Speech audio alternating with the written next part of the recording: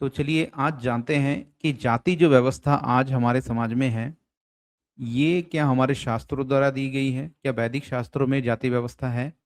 उसको जानने का प्रयास करते हैं। तो सबसे पहले जाति क्या है, इसे समझते हैं।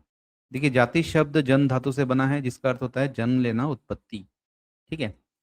तो जन्म से जाति निर्धारित होती है। तो न्याय सूत्र में हमें कहा गया है कि समान प्रसवात्मिका जाति है, अर्थात जिसका समान प्रसव हो, आयु हो, भोग हो, सभी एक जातीय जीव है। अब समान प्रसव अर्थात संतान उत्पन्न करने का जो विधि है, उसका एक जैसा होना चाहिए।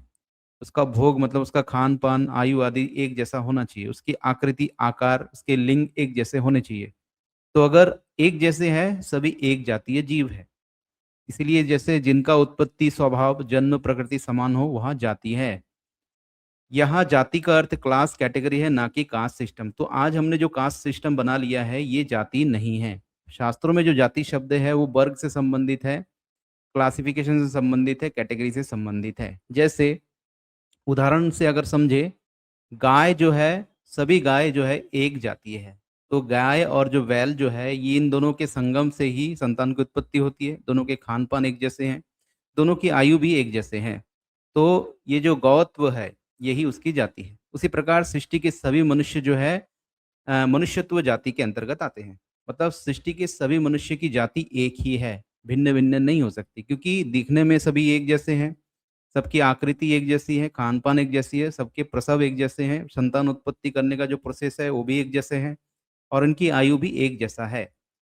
तो जिनका समान प्रसव हो, आयु हो, भोग हो, वे सभी एक जातीय जीव है। इसलिए जाति में हम भेदभाव जो करते हैं ना, मनुष्य में अलग अलग वर्ग बना लेते हैं, ये शास्त्रों में जाति का अर्थ नहीं है। शास्त्रों की जाति कहलाती है जन्म से। तो ये क्लास से संबंधित है, कैटेगरी से संबंधित है, ठीक, और वर्ग से संबंधित है, ना कि कास्ट सिस्टम जो आज हमने बना लिया है। अब अमरकोश देखिए, अमरकोश में भी यहाँ पर एक संस्कृत का शब्दकोश है, उसमें भी इसके बारे में वर्णन हमें मिलता है। यहाँ कहा गया जाति है सामान्य लक्षणम, अर्थात समानता का जो समूह है, कैटेगरी है, क्लास है, वही जाति कहलाती है।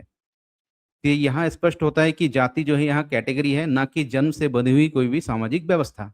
ये जो सामाजिक व्यवस्था में हमने जातिवाद को आज जो बना लिया है, ये हमारी अपनी बनाई हुई व्यवस्था है।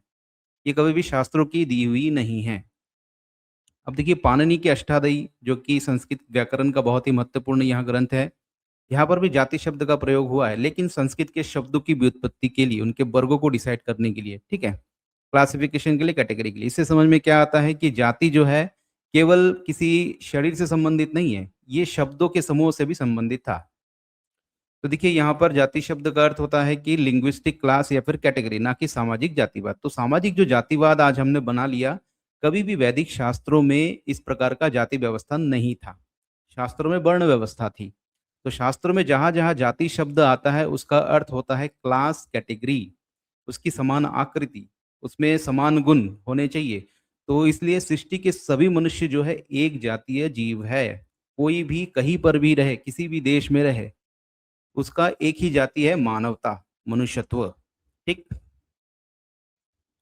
अब देखिए, शास्त्रों में जाति जो है सामान्य वर्ग है, एक कैटेगरी है, एक क्लास है। कभी भी जन्म आधारित ऊंच-नीच कास्ट सिस्टम शास्त्रों में नहीं है। हमने ये बनाया हुआ है। मनुष्य का अपना बनाया हुआ है, शास्त्रों की देन ये नहीं है। यानी शास्त्र का जो जाति शब्द है, आज की जातिवाद से टोटली डिफरेंट है। आज का जातिवाद मनुष्य का अपना बनाया हुआ है। शास्त्रों में जो जाति शब्द है, वो क्लास से, कैटेगरी से, आकृति से, चिन्ह से, लिंग से संबंधित है, वर्ग से संबंधित है। तो जाति का अर्थ केवल सामान्य वर्ग, क्लास या कैटेगरी है, जन्म आधारित ऊंच-नीच नहीं है। आज का जातिवाद शास्त्रों की देन नहीं है, बल्कि बाद की सामाजिक विकृति है। तो बाद की जो सामाजिक विकृति है, उसी के परिणाम स्वरूप आज की जाति व्यवस्था, कास्ट सिस्टम बनी हुई है। परंतु हम ठिकरा फोड़ देते हैं कि देखिए, सनातन शास्त्रों में तो जातिवाद है। नहीं है, बिल्कुल भी जाति शब्द नहीं है। जाति शब्द अगर है, तो उसका अर्थ अलग है। तो जातिवाद कब और कैसे शुरू हुआ, इसको थोड़ा देख लेते हैं। देखिए, सबसे पहले तो वैदिक परंपरा थी सृष्टि में, है ना? सृष्टि के प्रारंभिक काल से जब सृष्टि को बनाया परमात्मा ने, तो मनुष्य की पहली पीढ़ी को वेदों का ज्ञान दिया, और प्रारंभिक पीढ़ी को वेदों का ज्ञान देने के पश्चात उन्होंने वेदों को जाना, और श्रुति परंपरा के अनुसार वेदों का ज्ञान उन्होंने आगे से एक पीढ़ी से दूसरी पीढ़ी में ट्रांसफर करना प्रारंभ किया। तो प्रारंभिक काल जो थी, वो वैदिक परंपरा को मानती थी। तो ये जो प्रारंभिक काल के अंतर्गत आप मान सकते हैं, पहली जो वैदिक वैदिक काल जहाँ ऋषि मुनियों का काल था, उसके पश्चात आप मान सकते हो महाभारत रामायण का काल, जिसे हम त्रेता युग कहते हैं, उसके बाद महाभारत का काल जिसे हम द्वापर युग कहते हैं, श्री कृष्ण का काल। तो इस प्रकार से वैदिक काल, फिर रामायण काल, फिर महाभारत का काल, उसके बहुत अधिक काल तक जो है इस सृष्टि में वैदिक परंपरा चलती रही इस धरा में, ठीक है। उसके पश्चात देखिए इस धरती पर जिस पृथ्वी में हम रह रहे हैं, इसमें सबसे पहला जो रिलीजन उत्पन्न हुआ ये हुआ फारसी, ठीक। तो फारसी जो रिलीजन पहला रिलीजन था, उसके बाद जूडिज्म आया, उसके बाद जैनिज्म, बौद्धिज्म, उसके बाद हमारे यहाँ पर पौराणिक काल का उदय होता है, जहाँ पर विभिन्न प्रकार के संप्रदाय बनते हैं। आदि वैष्णव संप्रदाय, शैव संप्रदाय, शाक्त संप्रदाय आदि जितने संप्रदाय जो है इस काल में बने हैं। तो जातिवाद हमें कहाँ पर दिखता है? यहाँ से हमें दिखता है, इस समय से हमें दिखता है। इससे पहले कभी भी जातिवाद का कोई भी इस प्रकार की सामाजिक व्यवस्था नहीं थी, बनी नहीं थी।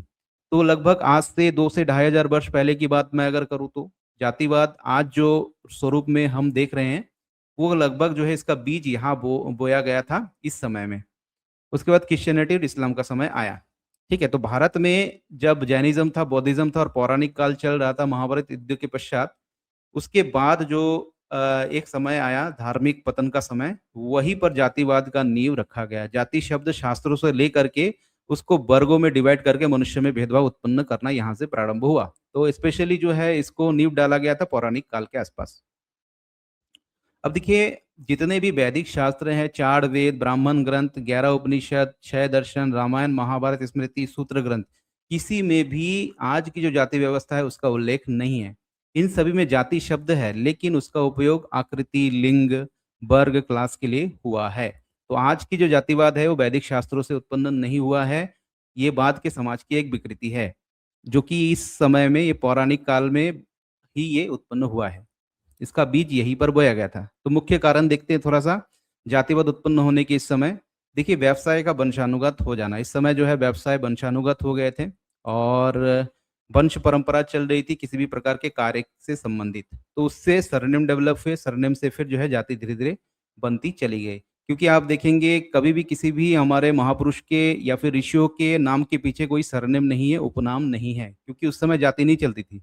श्री राम का कोई सरनेम नहीं है, श्री कृष्ण का कोई सरनेम नहीं है, जितने भी ऋषि हैं उनका नाम के पीछे कोई सरनेम नहीं है। ठीक, तो ये समय जो है उसी आधार पर बना था, सरनेम के साथ-साथ जो है जो कार्य जिस प्रकार के लोग करते थे उसके नाम से फिर उस कार्य से उनको पहचाना जाने लगा।